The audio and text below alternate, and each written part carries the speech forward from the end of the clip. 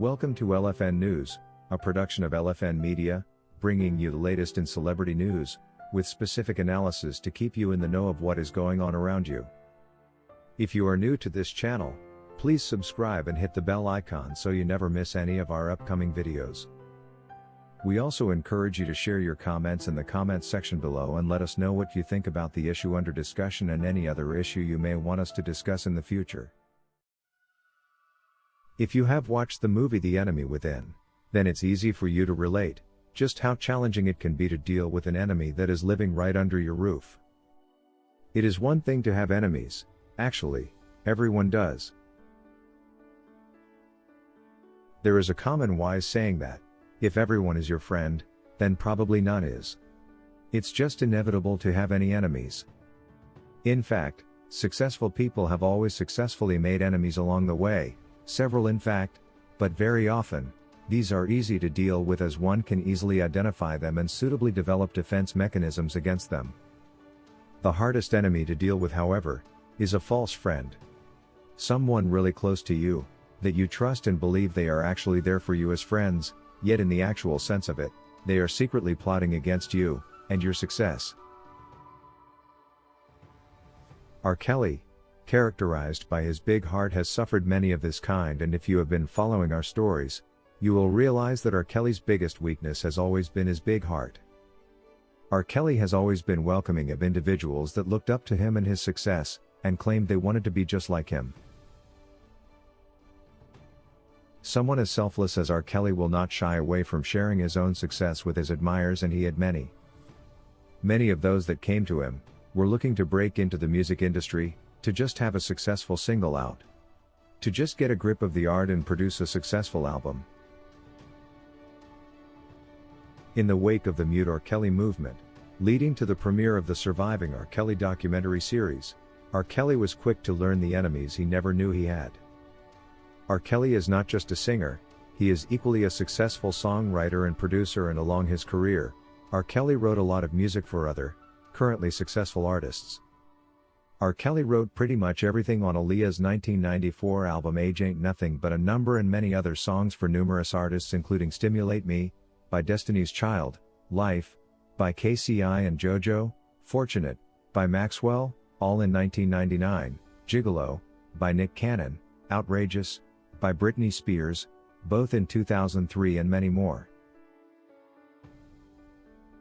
R. Kelly also collaborated with many, currently successful artists, many of which were merely riding on his early success to also get themselves out of the clutter, and successfully so. Kelly was lucky to have had an early success in his career. Kelly gained national recognition in 1989 when he participated on the talent TV show, Big Break, hosted by Natalie Cole, as part of his musically gifted men music group also known as MGM. After MGM performed All My Love, which would later become a demo for Kelly's song She's Got That Vibe, the group went on to win the $100,000 grand prize but quickly broke up in 1991. Kelly immediately signed with Jive Records. The following year, he released Born Into the 90s with Public Announcement, his backup group. The album quickly proved to be a hit, featuring two top R&B singles, Honey Love and Slow Dance. In 1993, Kelly continued his meteoric rise with 12 Play, scoring his first #1 single on the pop charts with Bump and Grind. His 1996 inspirational ballad I Believe I Can Fly was also a massive hit and earned him 3 Grammy Awards, including one for Best R&B Song. Kelly had more songs reach the top 40 of the Billboard singles chart than any other male solo artist in the 1990s. Following his popularity, Kelly sang a duet with Celine Dion called I Am Your Angel that quickly became a success. Nick Cannon teamed up with R. Kelly back in 2003 for Cannon's biggest Billboard Hot 100 hit record in Gigolo. Kelly has collaborated with many other artists including Jay-Z, Justin Bieber, Chance, Lady Gaga, Usher and many others, but all these were quick to trash him when the going got tough in the wake of the Surviving R. Kelly documentary series, with some going as far as pulling their collaboration pieces from streaming services. Such are the friends of today, but this is easier to take in. The one, most dangerous enemy, that R. Kelly seemingly ignored for years is his ex-wife Andrea Kelly. Now, R. Kelly's ex-wife, Andrea Kelly, commonly known as Drea, has been very vocal in her condemnation of her former spouse, having featured prominently in the Surviving R. Kelly documentary expose with allegations of abuse. From transcripts of R. Kelly's sessions with a psychiatrist that just recently came to light, we learn that Drea had agreed to be a housewife and raise their children, prior to their decision to get married in 1996. Drea had allegedly vowed to be a dutiful wife, instead of the accomplished choreographer and performer she eventually sought after.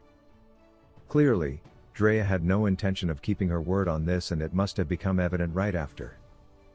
The very nature of how their relationship started shows you Drea must have been attracted to R. Kelly's success, rather than drawn by love. Drea was first R. Kelly's backup dancer and later choreographer. From an interview she had with Creative Loafing Atlanta, you can read that she was unhappy with just being R. Kelly's dancer and wife. She goes along to talk of being at R. Kelly's shadow, signs she wanted more of the limelight than she was getting. R. Kelly had continually and understandably explained that he kept his relationship with Drea private for her own protection, but she seems to never have wanted to settle for a private life. It is no wonder she is now a TV sensation that hops from studio to studio granting interviews that continue to tarnish her ex-husband's image. R. Kelly must have never seen this coming, but one can only wonder how, with the alleged abuse, she went ahead to have, not one, not two, but 3 children with R. Kelly. Even after their successful divorce, she insisted she would keep the Kelly name, arguing she had earned it. For someone that actually abused you, wouldn't their name be the last thing you would want to hear? If this does not raise red flags, what will? Drea's only problem must have been Kelly's decision to keep her safe, out of the media, and not allowing her have part enough of his popularity and limelight. This could easily be the reason she went on to cook up a plan that would see R. Kelly lose both his freedom, fame and money, including the opportunity to have a normal relationship with his own children. Please tell us what you personally think could have driven Drea to betray someone he shared a life and children with in the comment section below. We value your honest opinion. Thank you for watching LFN News, a production of LFN Media, giving you another view of issues at hand. To get notified whenever we post a new video, subscribe to this channel now and hit the notification icon. And remember to give us your comment on the subject matter below.